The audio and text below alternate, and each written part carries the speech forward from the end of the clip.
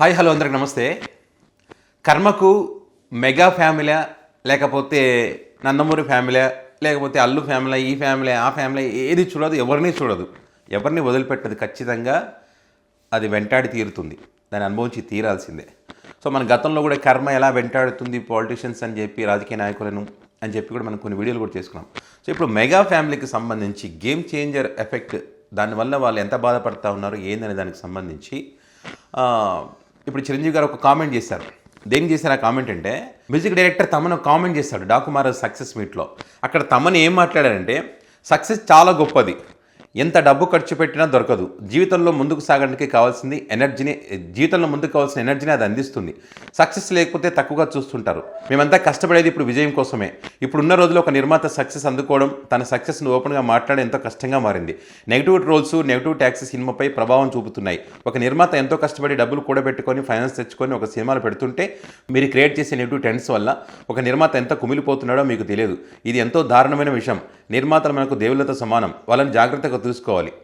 ఇట్లా తమన్ డాకుమార్ సక్సెస్ మీట్లో కామెంట్ చేశాడు.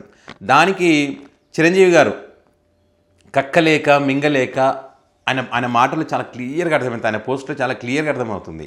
ఆ నొప్పి ఎలా ఉంటుందనేటువంటిది ఆయన మాటలు బట్టి మనం క్లియర్గా అర్థం చేసుకోవచ్చు. ఇక్కడ చిరంజీవి గారిని అవమానించాలని కాదు, కానీ అవతల వాళ్ళు ఎంత బాధపడి ఉంటారు ట్రోల్స్ చేసినప్పుడు, అవతల వాళ్ళు ఎంత కుమిలిపోయి ఉంటారో మీరు ట్రోల్ చేసినప్పుడు అనే విషయం ఆయన మాటలు స్పష్టంగా తెలిసింది. చిరంజీవి గారు ఏమని పోస్ట్ పెట్టారంటే, డియర్ తమన్, నిన్న నువ్వు మాట్లాడిన మాటలు హృదయాన్ని తాకేలా ఉన్నాయి. ఎప్పుడు సరదాగా మాట్లాడుతూ ఉండే నీలో ఇంత ఆవేదన ఉండడం ఒక ఇంత ఆశ్చర్యంగా అనిపించింది. కానీ మనసు ఎంత కలత చెందితే నువ్వు ఇంతగా స్పందించావో అని అనిపించింది. విషయం సినిమా అయినా, క్రికెట్ అయినా, లేదా మరో సామాజిక అంశమైనా, సోషల్ మీడియా వాడుతున్న ప్రతి ఒక్కరూ తమ మాటల తాలూకు ప్రభావం ఆ వ్యక్తుల మీద ఎలా ఉంటుందని ఆలోచించాలి. అంటే ఇప్పుడు ఒక సోషల్ మీడియాలో వాళ్ళు పెట్టే పోస్టుల వల్ల అది ఎట్లా ప్రభావం చూపిస్తుందని దాని గురించి చెప్తా ఉన్నారు. వీళ్ళు పెట్టినటువంటి పోస్టుల వల్ల, వీళ్ళు పోస్టులు పెట్టడమే కాకుండా మళ్ళీ ఆ పోస్టు తాలూకు సంబంధించిన అంశాలు మరి 10 మందికి, చిరంజీవి గారి సినిమా స్టాలిన్ సినిమా ఉంటుంది ఆ తరహాలోని నువ్వు ముగ్గురు చెప్పు అని చెప్పిన పరిస్థితి.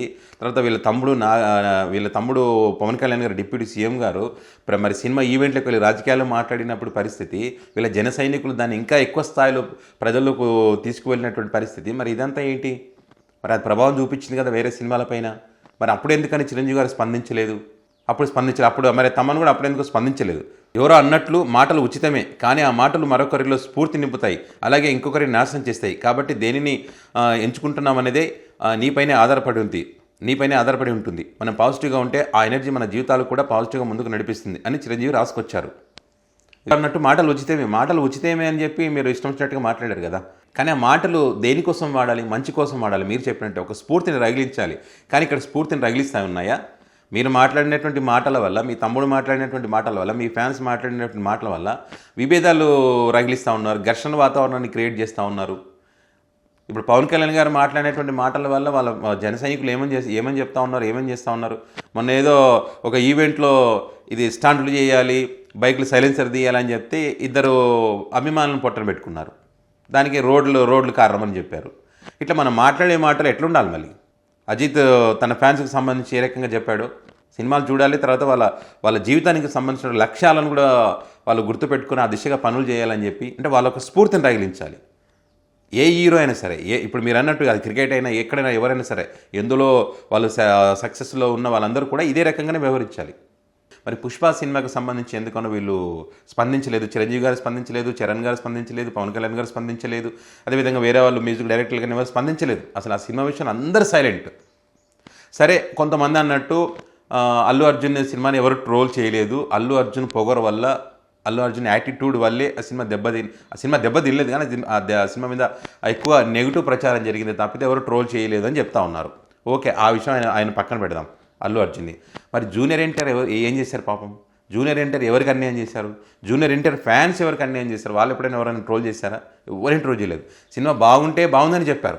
ఆ ప్రసాద్ మల్టీప్లెక్స్ దగ్గర పోతే వాళ్ళు చెప్తారు, నేను ఎన్టీఆర్ అభిమానిని, ఈ సినిమా చాలా బాగుంది, ఖచ్చితంగా చూడండి అని చెప్పిన వాళ్ళే ఎక్కువ మంది ఉన్నారు. నేను చాలామందిని చూశాను అక్కడ. వేరే హీరోల అభిమానులు కూడా, మహేష్ బాబు అభిమానులు కూడా అదే రకంగా, ప్రభాస్ అభిమానులు, అందరి హీరోల అభిమానులు అదే రకంగా కామెంట్ చేశారు వేరే వాళ్ళ సినిమాలు చూసి. సో మరి అలాంటి అభిమానులు బాధ కలిగించి వాళ్ళని రెచ్చగొట్టి మరి ఆ దేవర సినిమా కూడా నెగిటివ్గా ప్రచారం చేశారు కదా. మరి కొరటాల శివ కూడా ఎంత కన్నీళ్ళు పెట్టుకున్నారు కదా. మరి వాళ్ళ బాధ మీకు అర్థం కాలేదు అప్పుడు ఎందుకని మీరు స్పందించలేదు? మరి ఉదయ్ కిరణ్ చావుకు కారణం ఎవరు? ఈ మెగా ఫ్యామిలీ కదా. అప్పుడు అందరూ వెంటాడారు కదా పవన్ కళ్యాణ్తో సహా. మరి అప్పుడు వాళ్ళ కుటుంబం కానీ వాళ్ళ ఫ్యాన్స్ కానీ వాళ్ళ బాధ కానీ అప్పుడు మీకు అర్థం కాలేదా ఆ బాధ ఎలా ఉంటుంది అనేది? అదేవిధంగా హీరో రాజశేఖర్ సంబంధించి ఆయన సినిమాలు ఎన్నో వీళ్ళు లాగేసుకున్నారు. ఠాగూర్ సినిమా, చిరంజీవి నటించిన ఠాగూర్ సినిమా, యాక్చువల్గా అది రమణ తమిళ సినిమా రైట్స్ అంతా కూడా రాజశేఖర్ తీసుకున్నారు. కానీ అప్పుడు మరి ఆయన తొక్కేయడానికి పాపం ఆ సినిమా లాగేసుకున్నారు. ఇట్లా ఒకటి కాదు చాలా సినిమాలు రాజశేఖర్కి సంబంధించి ఆయన ఎదగకుండా చేశారనేటువంటి చర్చ కూడా ఉంది కదా. మరి అప్పుడు రాజశేఖర్ కానీ రాజశేఖర్ కుటుంబం కానీ వాళ్ళ అభిమానులు కానీ ఎంత బాధపడి ఉంటారు? మరి రాజశేఖర్ నమ్ముకొని ఎన్నో సినిమాలు తీసినటువంటి నిర్మాతలు కూడా మీరు చేసినటువంటి ట్రోలింగ్స్ వల్ల, మీరు పెట్టిన ఇబ్బందుల వల్ల నష్టపోయారు కదా. అంతెందుకు వన్ నేను ఒక్కడి సినిమాకి సంబంధించి కూడా ఆర్టీసీ క్రాస్ రోడ్లో చాలామంది చెప్పినటువంటి మాట అప్పట్లో, ఆ సినిమా రిలీజ్ అప్పుడు సుకుమార్ డైరెక్షన్లో మహేష్ బాబు హీరోగా చేసిన సినిమా.